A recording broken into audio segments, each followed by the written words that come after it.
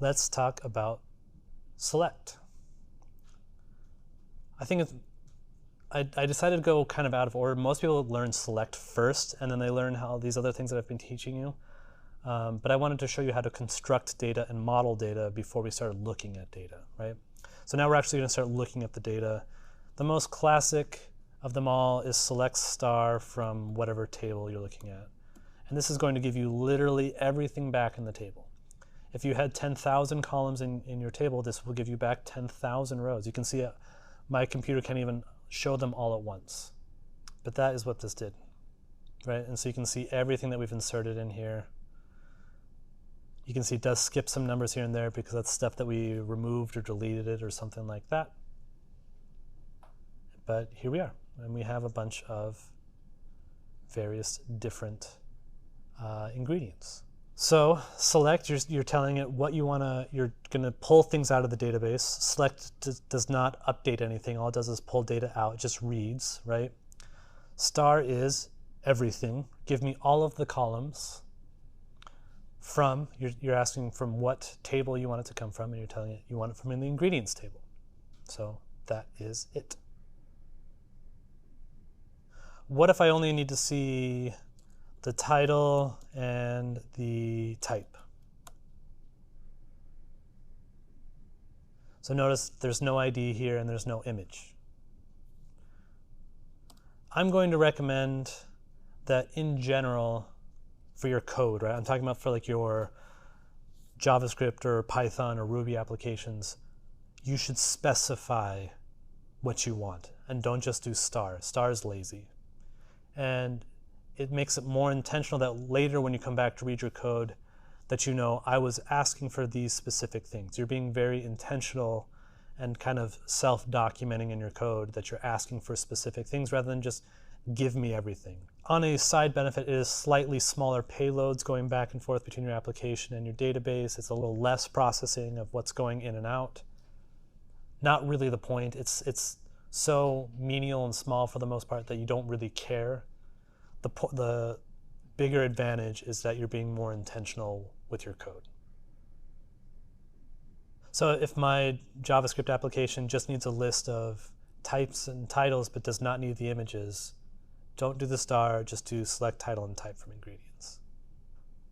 I'm asking that as your potential future coworker to help me out there. What if I only want 10 things instead of everything, which is generally the case as well? If you have, I mean, can you imagine trying to do like select star from Facebook's user table or something like that? It would crash all the servers, right? Literally billions of rows. So add yourself a little limit there, and that'll give you back however many things that you asked for. So I asked for 10 things, so this will give me back only 10 things, right? You can see there are 10 rows. It's a little bit better than a billion rows, right? So whenever you're doing selects, unless you really know that there's not going to be very many things, or unless you're intentionally trying to get everything out of a database, you are basically always going to have a limit. So I have the first 10 things. What if I want the next 10 things? Well, offset 10. So that now gives me the next 10 things. And if I want the next things, offset 20. And then so on and so forth. Eventually, it'll get to the last one. You can see we only have 1 in this. So even though I said limit 10, it's like I don't have 10 to give you, right? So you just get 1. Now, what is a problem with this? Let's say like this is called pagination, right? I'm paging through my data. So a user queries my page like this, right? And they're seeing all of these ingredients. And then let's say we have a problem and we decide to delete black pepper, right? So I delete from database black pepper. They then ask for the second thing. All of these rows have now shifted up. So what happens? Pineapple is actually going to come into here, right? Because there's 1 less row here, because I asked for, and then the offset is precluding that, right? So basically, the user is never ever going to see pineapple, which is kind of weird, right? Now, if we're talking about ingredients, it's probably not the end of the world that they skipped an ingredient, right? I don't know, actually, it might be. But I would imagine in most cases it's probably okay. So this is the dangers of offset. And there's kind of a dual danger as well. The first of all is that if you're paging through it, you might miss things because things are being inserted and deleted and things like that. So, and actually a better way of doing this sort of pagination is to use these IDs, right? So rather than say offset 20, I could actually just give it a where ID is greater than 32. Or let's do it after 23.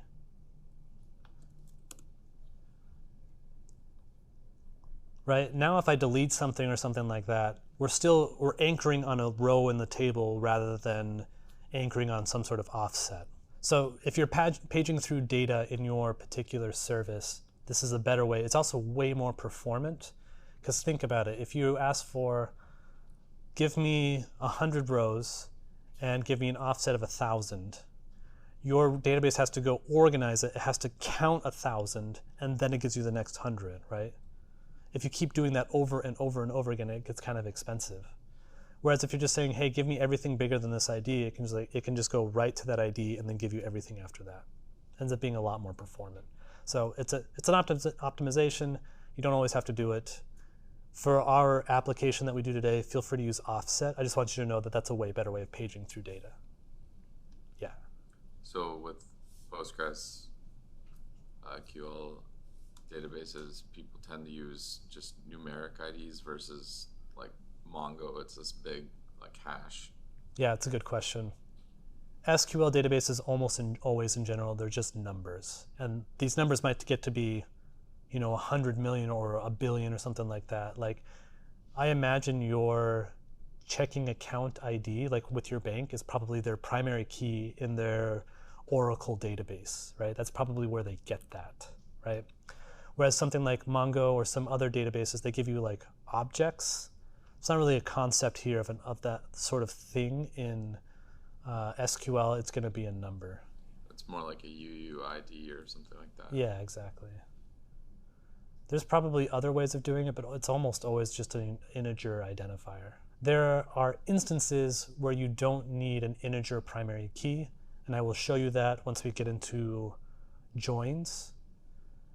Basically, you'll end up having some sort of like other thing be a primary key, and then you will not have a use for an incrementing ID. But I can't think of a reason why I would like use a hash or something like that. That wouldn't make any sense to me. The ID would make a lot more sense. And the reason why I say that is like you want to join things between tables and things like that. It's way easier to deal with integers just mentally, and SQL is built for it, so there's no reason not to. Maybe stated a little bit differently from a Mongo perspective. Mongo, you really never want to do joins. And this is not a Mongo course, so we're not going to get too much into it. But you don't have two collections and then you try and join them together. If you're doing that, you're doing Mongo wrong for the most part. It's possible. It's expensive. SQL, you're going to do joins everywhere because SQL it's a relational database. What was it? RDBMS, Relational Database Management System. RDBMS is what people call these style of databases. It's literally built into the name that these are supposed to be relational, which means those keys are supposed to line up, which means it makes sense for those to be integer numbers. We did limit, we did offset, and I kind of hinted at the next thing that we're going to talk about, which is where. So we can give it clauses where like I only want to select specific kinds of things. So if I say select ID, title, wow, that was mangled, title, type, from ingredients, where, and I can say where type equals fruit.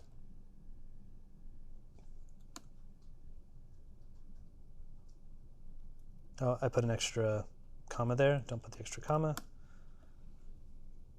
This where is just basically like, hey, make sure that this where clause holds true, right? You're giving it some sort of conditional to filter on. There's a bunch of stuff you can do. I showed you You can do like where you can do numbers, right? Where numbers greater than, you could put greater than or equal. We can also say, like, let's say we want to, select everything that's not a fruit. This little symbol right there where it's just angle brackets put together means not equal. So now I'm getting everything that's not a fruit, vegetables, meats, others, those kinds of things. I can do things like select star from ingredients, where ID is less than or equal to 10. You can also put and, right? Or. We'll do and right now. ID is greater than 20. And then limit 10, right? So this is going to give you everything. Well, that's not what I wanted to do, rather. I wanted to do this. Or did I do that the wrong way? I did it the wrong way, didn't I?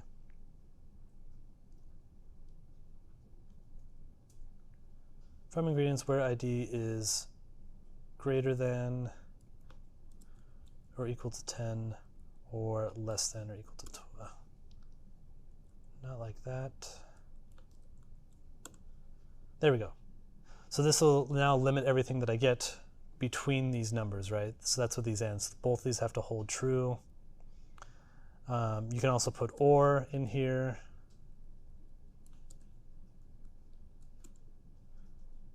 Right? So now this is giving me anything that's outside of those limits. Anyway, I had these all right in here. I don't know about you, but I always have to think about the alligator and like which one's greater than or equal to, and I have to like check 5 times. But I got it right here.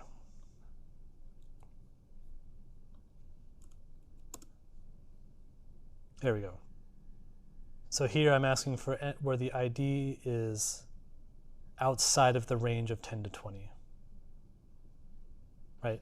Inclusive of those, right? So you can see this goes 1, 2, 3, 4, 5, 6, 7, 8, 10, and then it skips everything 10 to 20 because that's what this OR does here.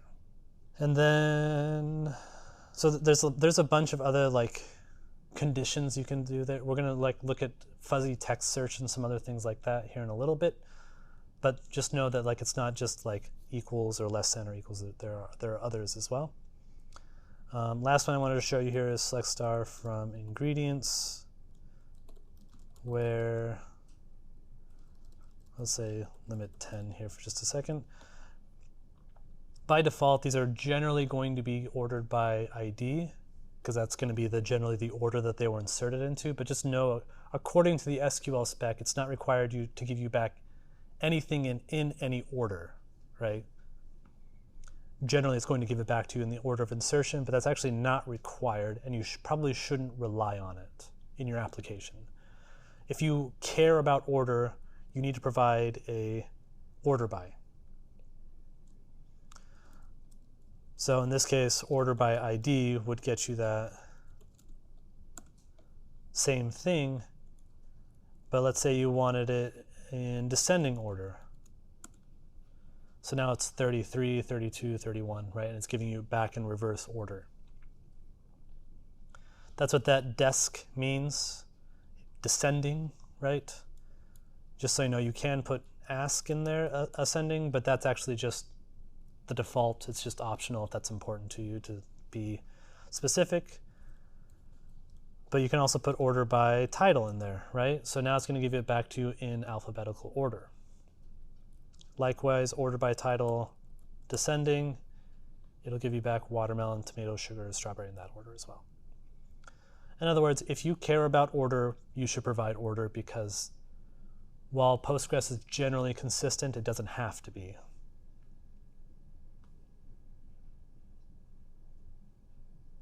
Okay, questions about order by? Yeah, Dustin.